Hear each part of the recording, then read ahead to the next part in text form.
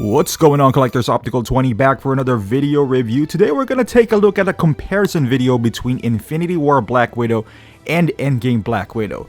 I just got this Endgame Black Widow in the mail recently, and it's pretty awesome. I got it from Big Bad Toy Store, and I've been looking forward to this figure. And I just want to highlight the the similarities and differences between the figures. Which one is better? Offhand you would say right away it's Endgame.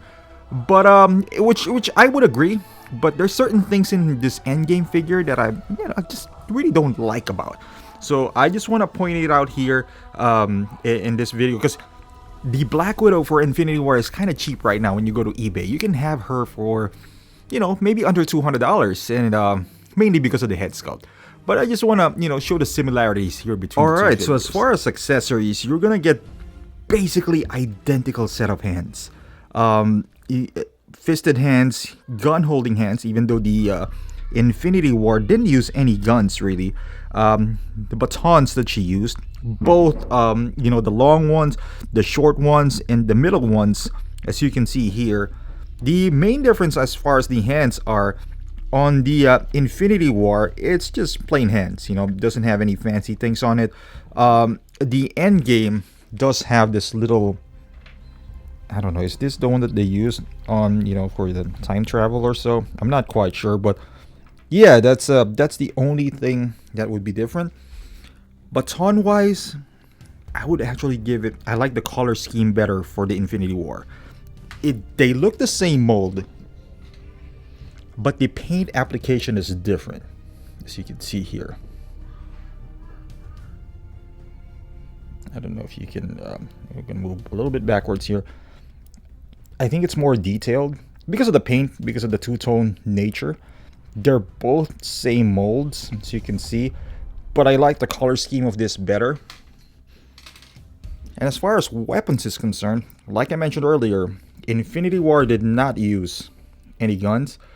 So she used this taser of some sort.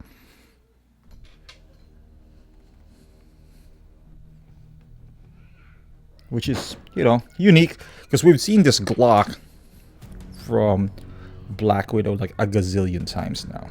So this doesn't really excite me or anything. But this is the one that she used. True to the movie. As far as the stands, it depends on what you're collecting. You can get the Infinity War here, but basically it's a wash. I like this better and that baton, so I kind of give a little bit of a nudge here through Infinity War. Alright, so we'll start off with Infinity War Black Widow. The boots, kind of like it. It's solid boots, pants, and you can see her outfit is layered. You can see the shoulder pads is separated, the elbow pads is like a separate piece. The vest is a separate piece. You can see all the nice details on it. Compared to this Endgame Widow, as you can see the boots. Oh, she's not focusing right. There you go. The boots compared to her boots right here, they both don't have ankle articulation, but it's alright. I still would give it to Infinity War. This is where the problem for me lies. You see that knee pads right there? It is attached to the pants, I guess, to avoid kind of like the Deadpool situation, but it kind of lowers the value for me. It feels like a Marvel Legends where everything is sculpted. Even the holster, you can see her elbow pads right there. That shoulder pads, as you can see, it is just sculpted into a rubber suit. It's like one piece rubber suit compared to this that is layered. And when we buy a $200 figure, we're looking for realism here. So I guess it is not too much to expect, this level of detail. And on the back, I'm gonna turn them around.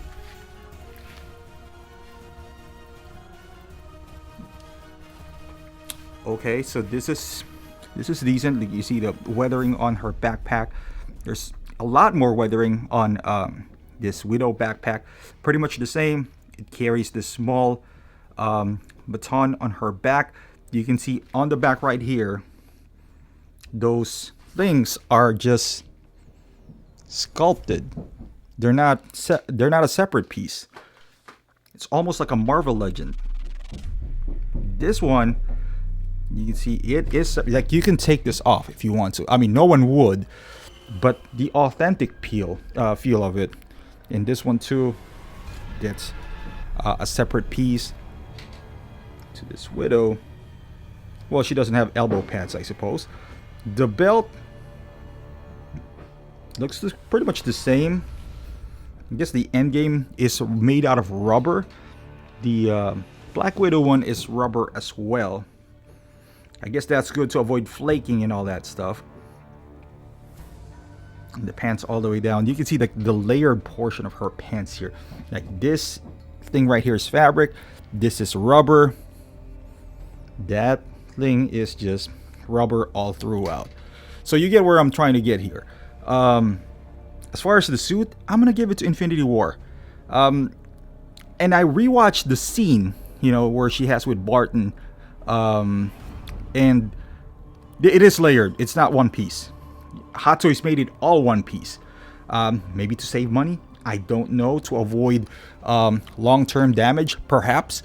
But this wouldn't have any damage because they're separate piece. Unlike Deadpool, which is like his knee pad is like stick on. So I don't know why they went this route. All right, so this would be the factor right here. Head sculpt, no one can deny. Endgame head sculpt, one of the best from Hot Toys. That is beautiful right there. And I believe this is the first time they went not rooted hair, the sculpted hair on Black Widow. First time. Compared to this mess, which is known as Infinity War, you can see the actual faces there. If you just pull back the hair, if somebody can fix this hair, and I've seen someone do that, but it's costly and requires a lot of time, to be quite honest with you, so I'm not willing to do something like that. Oh, I forgot to mention the zipper. Look at the zipper. It's a real zipper compared to like a fake zipper in here. That's just, yeah.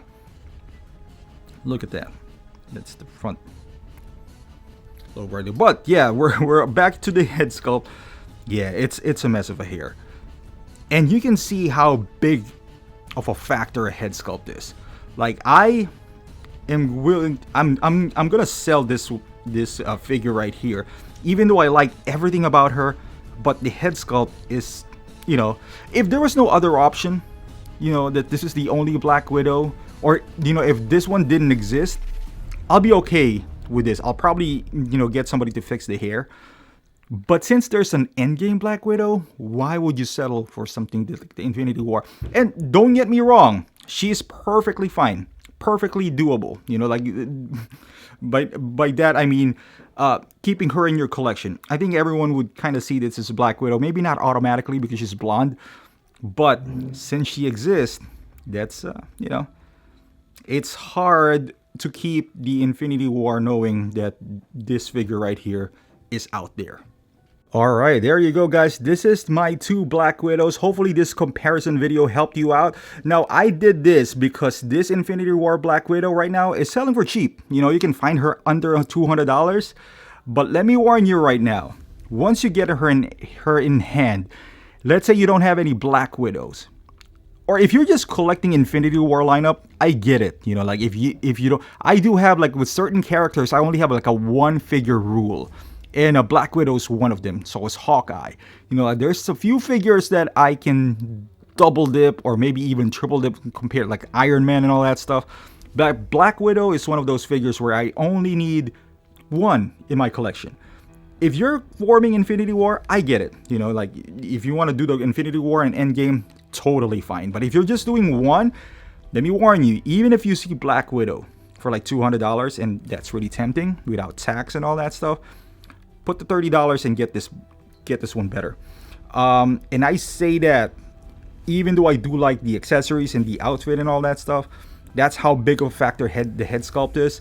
I just can't get over the fact that this one exists and I'm gonna settle for her unless you can fix the head sculpt, you know, or you're just collecting the Infinity War line. I'm not saying this is a bad figure.